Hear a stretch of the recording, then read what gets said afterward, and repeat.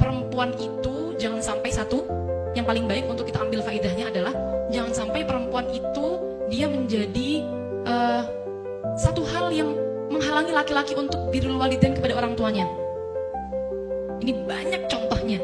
Perempuan itu ingin dinomorsatukan di rumahnya sendiri, padahal laki-laki punya kewajiban untuk birrul walidain, punya kewajiban untuk menghormati orang tuanya lebih dari istrinya. Seperti itu. Bahkan ada satu cerita, saya menyampaikan satu cerita. Ini penting untuk kita perempuan tahu, agar kita itu bisa tahu posisi diri kita bagaimana. Sebenarnya untuk berkarir itu, kalau tadi saya juga bilang ke sama ibu, pintar-pintarnya perempuan komunikasi dengan laki-laki. Kan ridho itu kan harus pintar komunikasi sebenarnya. Kalau kita perempuan pintar komunikasi, kita perempuan pintar untuk membagi waktu, merayu dan sebagainya seperti itu, maka nanti akan muncul ridho.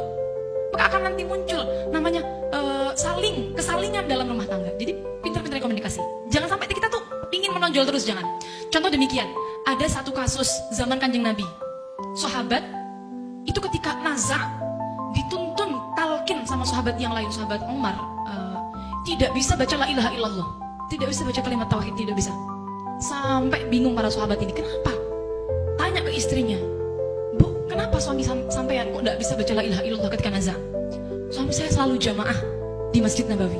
Dawuh istrinya, kata istrinya, suami saya itu selalu puasa setiap hari. Sebegitu ya, ibadahnya. Lalu akhirnya matur sahabat ini kepada Kanjeng Nabi, karena tidak bisa, para sahabat yang menuntun talqin tadi matur kepada Kanjeng Nabi karena sahabat ini tadi tidak bisa baca la ilaha illallah. Ketika matur sama Kanjeng Nabi ditanya, apakah dia punya ibu? Oh iya, masih punya Kanjeng Nabi. Ya sudah, sowan sana. Suruh sowan ke ibunya, dawuh ibunya, Bu, ini anak panjenengan tidak bisa ditalqin la ilaha illallah ketika nazar, tidak bisa keluar rohnya. Dawuh ibunya, biarkan. Salah sendiri, dia selama hidupnya selalu mementingkan istrinya daripada saya. Oh, ternyata sekarang ibu mohon maaf, banyak sekali laki-laki itu seperti ini, takut kepada istrinya, lebih takut kepada istrinya daripada takut kepada ibunya. Ibunya semisal, mohon maaf saya hanya menyeimbangkan antara isu-isu kesetaraan saja, bahwa ini di masa Kanjeng Nabi pun sudah ada loh, seperti itu loh, seperti ini. Ini ibunya bilang demikian karena semasa mungkin hidupnya ibunya itu misal minta uang tidak diberi. Tapi kalau istrinya yang minta langsung jor-joran. Atau bahkan kemarin Habib Segaf Bahrum juga dawuh demikian. Ada suaminya didatangi oleh ibunya minta uang sekedar hanya 50.000 oleh ibunya, tidak diberi karena dia takut, ntar saya izin dulu sama istri saya, Bu, seperti itu.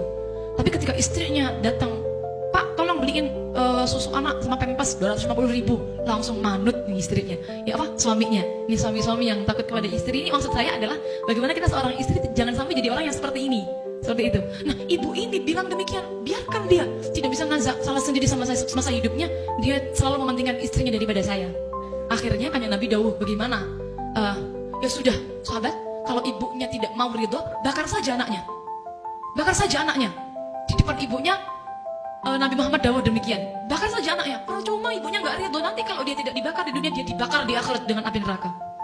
Akhirnya namanya ibu, bagaimanapun anak tetaplah anak, mau tidak mau akhirnya ibunya, jangan Kanjeng Nabi, jangan dibakar anak saya. Ya sudah, saya ridho. Setelah ibunya dawuh ridho, saat itulah para sahabat nalkin lagi la ilaha illallah, bisa mawas kalimat tauhid, kemudian nazak, dan kemudian selesai keluar rohnya.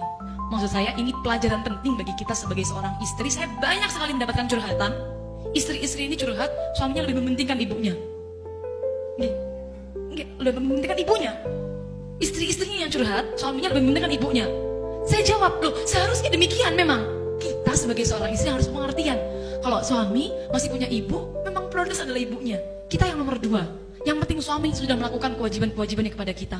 Jangan sampai kita menjadi penghalang antara suami dengan ibunya. Itu yang penting. Itu termasuk adalah beban ganda.